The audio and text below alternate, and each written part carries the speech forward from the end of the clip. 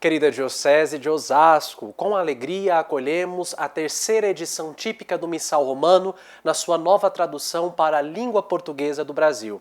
No último dia 17 de novembro, chegaram à nossa Cúria Diocesana 530 exemplares da nova edição do Missal, tão aguardado, sem sombra de dúvida. Entre os livros reformados pelo Concílio Vaticano II, o Missal Romano era o mais aguardado, especialmente essa terceira edição típica. Vale ressaltar que este missal é fruto da reforma litúrgica operada pelo Concílio. Saiu uma primeira edição típica no ano de 1970, uma segunda edição típica no ano de 1975 e esta terceira edição típica foi aprovada por São João Paulo II no contexto do grande jubileu do ano 2000 e promulgada oficialmente no ano de 2002. Foram 21 anos de espera e de um trabalho minucioso, árduo, delicado e dedicado, exigente, colocado em prática pela Conferência Nacional dos Bispos do Brasil e pela CETEL, a Comissão Episcopal para a Tradução dos Textos Litúrgicos. 21 anos de um trabalho precioso que agora tem a alegria de oferecer às nossas comunidades este belíssimo fruto. O Missal Romano, enquanto expressão viva da lex orandi da Igreja. Quando a Igreja adora a Deus, congregada pelo Espírito, ela o faz de acordo com tudo aquilo que está aqui. Cada linha do missal, cada vírgula, cada norma está repleta de teologia e repleta da tradição da Igreja. O Missal Romano garante uma correta celebração da nossa fé. Aquilo que cremos, nós rezamos. Aquilo que rezamos é o que cremos. Lex orandi, lex credendi. O Missal Romano chega agora às nossas comunidades carregando em si diversas novidades de caráter eminentemente pastoral. 3 foram os critérios utilizados pela CETEL para a tradução. O primeiro deles, a fidelidade ao latim, de forma que aquilo que é expresso na editio típica na língua latina fosse de fato traduzido e encontrasse expressões fidedignas na língua portuguesa. Recordo também que a edição típica do Missal Romano, promulgada por João Paulo II em 2002, já foi atualizada pelo Papa Bento XVI no ano de 2008. Recordo também, meus queridos, igualmente, de que o segundo critério utilizado pela CETEL foi justamente a proximidade cultural com a língua portuguesa do Brasil. Precisamos traduzir do latim? Sim, só que era necessário encontrar expressões na língua portuguesa que equivalessem ao mesmo conteúdo, visto que a língua portuguesa não é falada de maneira uniforme nos 27 estados do nosso imenso país. Existe uma riqueza cultural muito grande. E o terceiro critério foi justamente a sonoridade, a poesia, a proclamabilidade dos textos. O Missal Romano não é simplesmente para ser dito, para ser lido. O Missal Romano é para ser rezado, para ser celebrado. E como pediu insistentemente o Santo Padre, o Papa Francisco, não adianta reformar o livro para reformar a mentalidade. Temos que aproveitar a chegada desta preciosidade, que é a terceira edição típica do Missal Romano à nossa nação, para reformar também a mentalidade com a qual participamos da liturgia e, em particular, da celebração da Eucaristia. Na Carta Apostólica Desiderio Desideravi, o último grande pronunciamento do Papa Francisco sobre a liturgia, Sua Santidade nos propõe 3 atitudes com as quais devemos nos aproximar da Sagrada Liturgia. A primeira atitude é o encanto, que Francisco chama de estupor. Preciso sempre me aproximar sabendo que aquilo que na liturgia acontece de maneira ritual é sobrenatural. Na liturgia, quem sou eu? Diz o Papa. Na liturgia eu sou Nicodemos, na liturgia eu sou Maria Madalena, a mulher samaritana, o cego Bartimeu. Assim como cada uma dessas pessoas foi tocada por Cristo nos Santos Evangelhos, o mesmo poder de Cristo que tocou e libertou, tocou e curou a vida de cada uma dessas personagens, toca também em nós sacramentalmente falando. A segunda atitude é a formação. E Francisco distingue aqui a formação em 2 aspectos. Formação pela liturgia e só depois formação para a liturgia. Antes de nos formarmos decorando normas, leis e gestos, o que é muito importante para uma correta forma de celebrar, é preciso, como pede o Papa, uma formação pela liturgia. Deixarmos-nos formar por aquilo que celebramos, a fim de que a liturgia não seja apenas culto ritual, mas seja vida. Ela brote do coração e desemboque em atitudes, em testemunhos, numa vida fraterna coerente àquilo que nós celebramos. a liturgia não pode ser apenas mera execução de ritos, tem que ser encontro com Deus. E o terceiro gesto, a terceira atitude que o Papa Francisco propõe é a atitude do silêncio. No silêncio, nós experimentamos a Deus. E é por isso que a instrução geral do Missal Romano é muito clara em pedir que o silêncio seja feito antes da Santa Missa, na igreja, na sacristia, na secretaria e nos lugares mais próximos, a fim de que todos possam se dispor para bem celebrar os sagrados mistérios. De maneira sintética, objetiva e prática, quais são as novidades trazidas pela terceira edição típica do Missal Romano? O Missal é dividido em 3 partes. A primeira delas é o ciclo cristológico, o ano litúrgico, os mistérios da vida do Senhor Jesus celebrados ao longo do ano, desde o primeiro domingo do Advento até a solenidade de Nosso Senhor Jesus Cristo, Rei do Universo, que se prolonga, pela 34ª semana do tempo comum até o sábado da 34ª semana. No meio do missal nós temos o ordinário da missa, com suas 4 partes. Os ritos iniciais, a liturgia da palavra, a liturgia eucarística e os ritos finais. E finalmente, a última parte do missal, nós temos o ciclo eclesiológico. Calendário dos santos, missas comuns, missas votivas, missas rituais, missas para diversas necessidades e missas em sufrágio dos fiéis defuntos. No ciclo cristológico, quais foram as novidades? Agora, nos tempos do Advento, no tempo da Quaresma, no tempo pascal, nós temos missa completa, ou seja, todas as missas elas têm 3 orações que fazem parte delas, chamadas de formulário. A oração da coleta, até então chamada de oração do dia, a oração sobre as oferendas e a oração depois da comunhão. No tempo do Advento, pela grande novidade, temos missa completa para todos os dias, de tal modo que quem abrir o missal e se deparar com o formulário da missa do primeiro domingo do Advento, virando a página, já verá as missas de toda a primeira semana, segunda, terça, quarta, quinta, sexta e sábado. Isso facilita muito, sobretudo, a vida dos nossos acólitos, coroinhas, cerimoniários, mas também a nossa vida de sacerdotes, porque fica muito mais fácil de localizar no missal. No tempo do Natal, a solenidade da Epifania do Senhor passa a contar com uma missa da vigília. No tempo da Quaresma, nós temos também o grande enriquecimento de, nos formulários da quarta-feira de cinzas à quarta-feira da Semana Santa, contar agora com a oração sobre o povo. Tratando-se de um tempo de maior combate espiritual, um tempo de maior recolhimento, de maior oração, a Igreja também redobra a proteção divina sobre os seus filhos e filhas. É por isso que, tomadas do missal de São Pio V, de João 23, nós temos agora a presença no tempo da Quaresma das chamadas orações sobre o povo. Na bênção final, o sacerdote impõe as mãos sobre a Assembleia e reza a oração sobre o povo. Também na Semana Santa, no Tríduo Pascal, nós temos o esclarecimento de algumas rubricas, como por exemplo, no Domingo de Ramos e na Vigília Pascal, a rubrica expressa: a missa agora começa como de costume. Na segunda edição típica, a rubrica dizia apenas: começa como de costume, ponto.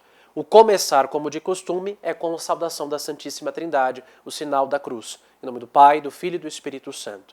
Na Quinta-feira Santa, temos a alteração de uma rubrica.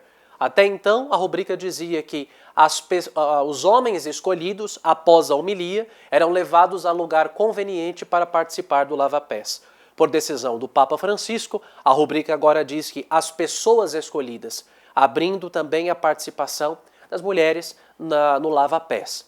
Depois, na sexta-feira da Semana Santa, nós temos uma rubrica aqui, que quando a cruz é coberta, ela é coberta sempre com um véu de cor roxa. Também está esclarecido que na Sexta-feira Santa é permitido celebrar os sacramentos da penitência e da unção dos enfermos. No Sábado Santo, para a Vigília Pascal, agora com uma rubrica própria do Brasil, permite-se que, após o terceiro exaluz de Cristo, no começo da liturgia da luz, se acenda apenas uma parte das luzes da igreja, mantendo o restante da igreja em penumbra e tendo total acendimento no momento do glória. Tempo pascal. O segundo domingo da Páscoa já vem aqui escrito agora. Segundo domingo da Páscoa ou da Divina Misericórdia, como instituiu assim São João Paulo II, acolhendo o pedido de Nosso Senhor Jesus Cristo, feito a Santa Faustina Kowalska. As missas do tempo da Páscoa para dias de semana também estão completas. Os 50 dias da Páscoa têm missa completa. Finalmente, solenidade de Pentecostes, que conclui o tempo pascal. Tratando-se da terceira maior solenidade do ano litúrgico, atrás apenas da Páscoa do Senhor e do Natal, Pentecostes tem uma forma de vigília muito rica, similar à vigília pascal, com 4 leituras, 4 salmos e 4 orações. Esse formulário de missa, até o momento, estava presente lá num apêndice no fim do missal. Agora ele foi trazido para o próprio do tempo, para o ciclo cristológico. Nós temos Missa da Vigília 1, que é essa vigília mais solene, com as 4 leituras, as 4 orações e o Glória é cantado só após a 4ª oração. Missa da Vigília 2, apenas com as 3 leituras, né, primeira e segundo Evangelho, de maneira mais sintética, e a Missa do dia. Estas são as novidades, de maneira objetiva, no ciclo cristológico, no próprio do tempo. No ordinário da missa, nós temos a inserção de uma nova saudação inicial. A graça e a paz daquele que é, que era e que vem, estejam convosco. E a resposta da Assembleia, bendito seja Deus que nos reuniu no amor de Cristo. Uma outra coisa que é a saudação própria da missa episcopal. O bispo até então dizia, a paz esteja convosco. A resposta era, o amor de Cristo nos uniu. Agora, quando o bispo disser a paz esteja convosco, a resposta também será, bendito seja Deus que nos reuniu no amor de Cristo, como nas outras fórmulas de saudação. Na primeira fórmula de ato penitencial, o chamado confiteor, confesso, devido à fidelidade ao latim, nós temos um acréscimo, um minha culpa. Então o confesso fica, confesso a Deus Todo-Poderoso e a vós, irmãos e irmãs, que pequei muitas vezes por pensamentos e palavras, atos e omissões, por minha culpa, minha tão grande culpa. E peço à Virgem Maria, aos anjos e santos e a vós, irmãos e irmãs, que rogueis por mim a Deus nosso Senhor. Segue-se a absolvição do sacerdote, Deus Todo-Poderoso tenha compaixão de nós, e depois o canto do Kyrie, Senhor, tende piedade de nós. Isso nos ritos iniciais. Também, a conclusão dos ritos iniciais se dá com a chamada oração da coleta. Na segunda edição típica do Missal Romano, ela vinha grafada como oração do dia. Agora não. Ela vem grafada como oração da coleta. Coleta, o nome oficial. E a conclusão da coleta também sofre uma alteração. Aquilo que até agora era por nosso Senhor Jesus Cristo, vosso Filho, na unidade do Espírito Santo, agora passa por nosso Senhor Jesus Cristo, vosso Filho, que é Deus, e convosco vive e reina, na unidade do Espírito Santo, por todos os séculos dos séculos. Isso quando a oração é dirigida ao Pai.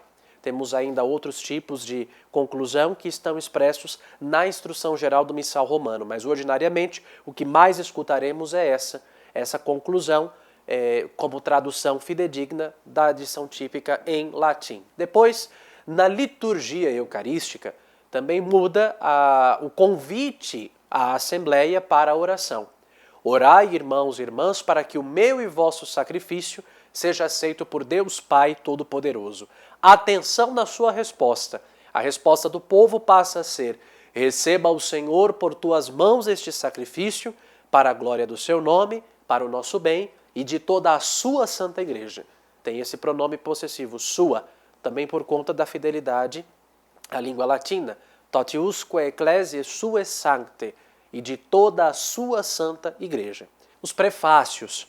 O prefácio é aquele hino de ação de graças que abre oficialmente a prece eucarística. Nós temos a inserção de 13 novos prefácios, dentre eles um novo prefácio dos domingos do tempo comum, número 10, prefácio da missa ritual do matrimônio, 2 novos prefácios da bem-aventurada Virgem Maria, 3 novos prefácios comuns, 2 prefácios dos santos doutores da Igreja, um prefácio dos mártires e um prefácio dos santos pastores, acrescidos àqueles que já existiam.